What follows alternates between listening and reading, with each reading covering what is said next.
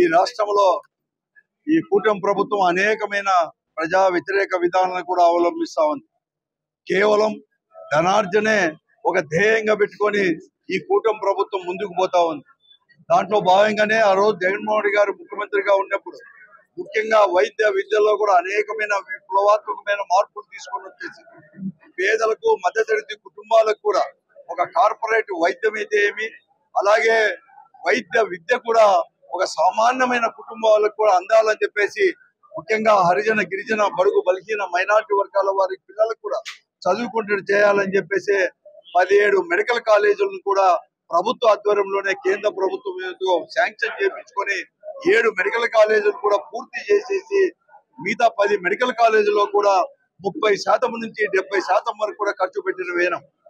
ఒక 3,000 కోట్లు 3,000 నుంచి 5,000 కోట్లు ఖర్చు పెడితే ఆ 10 మెడికల్ కాలేజీలు కూడా ప్రభుత్వ ఆధ్వర్యంలో నడిచే దాంట్లో ఉంటే ఈ రోజు కూటమి ప్రభుత్వం ముఖ్యంగా చంద్రబాబు నాయుడు గారు కానీ పవన్ కళ్యాణ్ గారు ఈ రోజు ప్రభుత్వము 5,000 కోట్లు కూడా ఖర్చు పెట్టలేని పరిస్థితుల్లో ఉందని చెప్పి దీనంగా కూడా మాట్లాడుకుంటూ దీన్ని ప్రైవేట్ పరం చేయాలని చెప్పేసి తన వర్గీయులకు ఈ రోజు ఈ ప్రైవేట్ మెడికల్ కాలేజీలు అన్ని కూడా చేసి వారికి చెందేటట్టు చేయాలని చెప్పేసి నిర్ణయానికి వ్యతిరేకంగా 1 కోటి సంతకాల సేకరణ ఈ ప్రైవేటీకరణకు వ్యతిరేకంగా కూడా ఈ రోజు వైఎస్ఆర్ కాంగ్రెస్ పార్టీ కూడా దాదాపుగా 25-26 నుంచి కూడా పెద్ద ఎత్తున కూడా సేకరిస్తా ఉంది.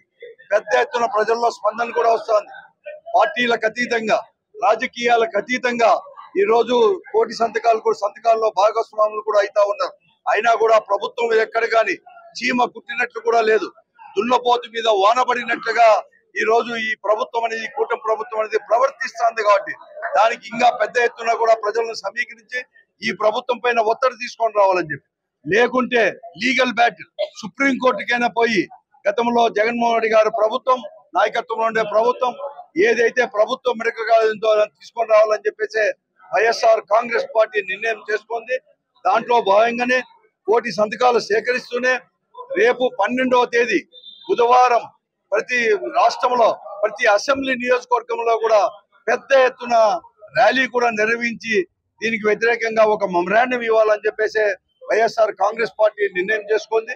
దాంట్లో అనంతపురం అసెంబ్లీ నియోజకవర్గంలో కూడా అంటే ప్రతి జిల్లా కేంద్రంతో పాటు అన్ని అసెంబ్లీ నియోజకవర్గంలో ఈ నియోజకవర్గంలో కూడా జిల్లా పరిషత్ దగ్గర ఉండే అంబేద్కర్ గారి విగ్రహం దగ్గర నుంచి ప్రారంభమైపోయి సప్తగిరి సర్కిల్ మీదుగా కూడా ఆర్టీఓ ఆఫీస్ వరకు కూడా పెద్ద ఎత్తున ర్యాలీ పోయి అక్కడ ఒక మెమరాండం కూడా ఇస్తాం. కాబట్టి ప్రతి ఒక్కరు కూడా ఈ అసెంబ్లీ నియోజకవర్గంతో పాటు అనంతపురం అసెంబ్లీ నియోజకవర్గంతో పాటు జిల్లాలో ఉండే అన్ని అసెంబ్లీ హెడ్ క్వార్టర్స్ లో కూడా పెద్ద ఎత్తున వైఎస్ఆర్ కాంగ్రెస్ పార్టీ శ్రేణులు ముఖ్యంగా దీన్ని వ్యతిరేకించే ప్రతి ఒక్కరు కూడా భాగస్వామ్యం కావాలని విద్యార్థులకు యువకులకు అందరికీ కూడా ప్రత్యేకంగా వైఎస్ఆర్ కాంగ్రెస్ పార్టీ తరఫున కోరుతా ఉన్నాను.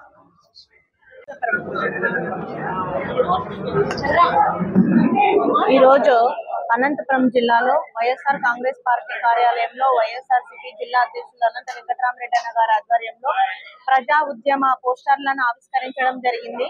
ఎందుకంటే కూటమి ప్రభుత్వం అధికారంలోకి వచ్చి 1.5 సంవత్సరం అవుతుంది. పేద ప్రజలకు అలాగే పేద విద్యార్థులకు అవసరమైనటువంటి వైద్య విద్యను దూరం చేసే ఆలోచనతోటి ప్రభుత్వ మెడికల్ కళాశాలలను ప్రైవేటీకరణ చేయడం అనేది చాలా దుర్మార్గమైనటువంటి చర్య. ఈ చర్యను వెంటనే విరమించుకోవాలని కూడా వైఎస్ఆర్ కాంగ్రెస్ పార్టీ నుంచి కూడా మేము నినాదాలు చేస్తా ఉన్నాము, అలాగే ర్యాలీలు చేస్తా ఉన్నాము. అలాగే ప్రతి నియోజకవర్గంలో కూడా 1 కోటి సంతకాలు సేకరించి గవర్నర్ గారికి కూడా సమర్పిస్తా ఉన్నాము. ఈ నెల 12వ తారీఖున కూడా అన్ని నియోజకవర్గ కేంద్రాలలో కూడా ర్యాలీ చేపట్టి ఆర్డీఓ గారికి కూడా మెమరాండం సమర్పిస్తా ఉన్నాము. ఈ కార్యక్రమానికి ప్రతి ఒక్క వైఎస్ఆర్సీపీ కార్యకర్త అలాగే వైద్య విద్య చదివేటటువంటి విద్యార్థులు ప్రజలు స్వచ్ఛంద సంస్థలు అందరూ కూడా పాల్గొని విజయవంతం చేయాలని కూడా ఈ సందర్భంగా కూడా మేము పిలుపునిస్తా ఉన్నాం.